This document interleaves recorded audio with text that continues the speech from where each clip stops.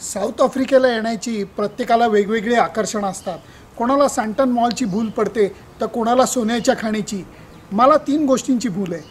एक पहिली गोष्ट म्हणजे इथल्या निसर्गाची, दुसरं म्हणजे केपटाऊनच्या टेबल माउंटनची आणि त्याच्याही पेक्षा जंगलाची आणि सर्वात शेवटची आणि सर्वात महत्त्वाची म्हणजे नेल्सन मंडेलांची. नेल्सन मंडेलांच्या पाऊलखुणा इथं सापडतात. त्या बघण्याची मजा काही और आहे. आज मी नेल्सन मंडेलांच्या सोवेटोतल्या ओरिजिनल घरी जाणार आहे, ज्या घराचं आता म्युझियम बनवण्यात आलं आहे. वर्णद्वेषाच्या क्रांतीची पहिली ठिणगी ज्या ठिकाणावरून पडली त्या घराला भेट द्यायची. याच्यापेक्षा मोठं काहीच असू शकत नाही. बोलत नाही, चला माझ्यासोबत सोवेटोला. विलाकाजी स्ट्रीट, होय, नेल्सन मंडेलांच्या घराकडे जाणारा रस्ता आणि ती गल्ली. ही ग्रे वॉल दिसतीये ते म्हणजे डेसमंड टुटूंचं घर. मी म्हणलं नाही का, मंडेला आणि डेसमंड टुटू एका भागात राहतात. आता तर लक्षात येते एका गल्लीत राहतात. 8115 ओरलँडो वेस्ट, नेल्सन मंडेलांच्या ओरिजिनल घरापाशी आपण आलेलो आहोत. हे ते ओरिजिनल घर आहे. चला माझ्यासोबत, कारण एखाद्या पिलग्रिमेजपेक्षा हे वेगळं नाही आहे. आफ्रिकन नॅशनल काँग्रेसची सुरुवात केल्यापासून 10 वर्षातच नेल्सन मंडेलांना देशद्रोहाचा खटला टाकून रॉबेन आयलंडला पाठवण्यात आलं 1964 साली. आणि तिथनं सुरुवात झाली नेल्सन मंडेलांच्या प्रदीर्घ तुरुंगवासाची. या झाडाला नेल्सन मंडेलांच्या कुटुंबामध्ये फार वेगळं महत्त्व आहे. त्याचं कारण मंडेला कुटुंबामध्ये जन्माला आलेल्या प्रत्येक बाळाची नाळ ही या झाडाच्या बुंध्यामध्ये त्यांनी जमिनीमध्ये ठेवलेली आहे. काय कारण असेल तर पूर्वजांचा आणि नवीन येणाऱ्या पिढीचं नातं, त्यांची नाळ जुळावी म्हणून हे ट्रॅडिशनली केलं जातं. आहे की नाही कमाल विचार. या भिंतीवरती खेळ ठोकळ्याच्या खुणा नाही आहेत, तर वर्णद्वेषाच्या वेळेला झालेल्या गोळीबाराच्या खुणा आहेत. या घरातली प्रत्येक वीट वेगळा इतिहास सांगते.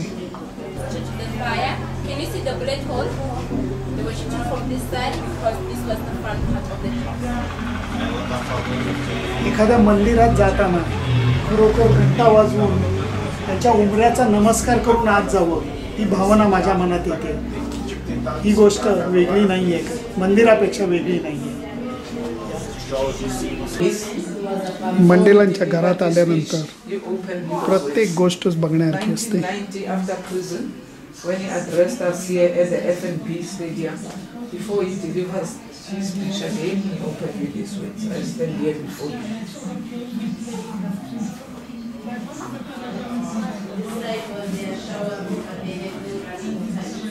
छोट्याशा या खोलीमध्ये केवढा इतिहास लपलेला आहे हे बघा. नेल्सन मंडेलांनी स्वतः पुढाकार घेऊन संयुक्त साऊथ आफ्रिकेची टीम परत एकदा इंटरनॅशनल क्रिकेटमध्ये घ्यायला लावली. त्यावेळेचा हा प्रसंग आहे. अली बाकर आणि त्यांच्याबरोबर क्लाइव्ह लॉईड हे सुद्धा दिसत आहेत. मंडेलांनी देशाचा विचार करताना खेळाला किती महत्त्व दिलं हे सुद्धा इथं कळतं. डस्टबिनच्या झाकणाचा वापर ढालीसारखा मंडेलांनी केलेला होता 1976 सालच्या क्रांतीमध्ये. त्याला लागलेल्या बंदुकीच्या गोळ्यांच्या खुणा सुद्धा गोष्ट सांगतायत.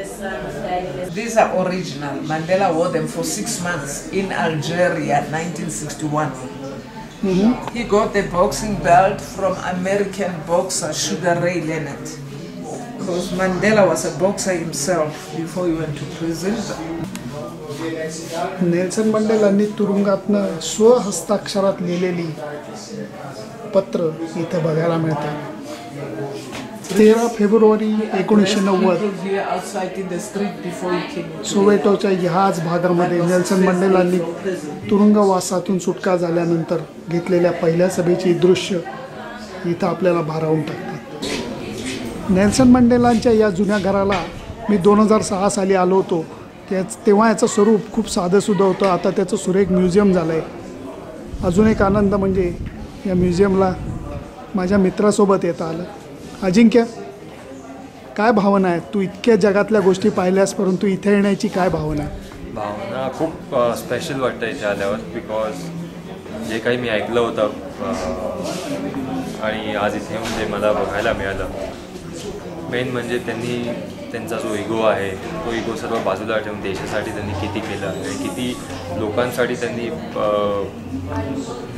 प्रयत्न केलेत आणि तो इतिहास इथे येऊन मला बघायला मिळाला. फारच आनंद झाला आणि ॲक्च्युली एक इमोशनल फिलिंग आहे इथे आल्यावर.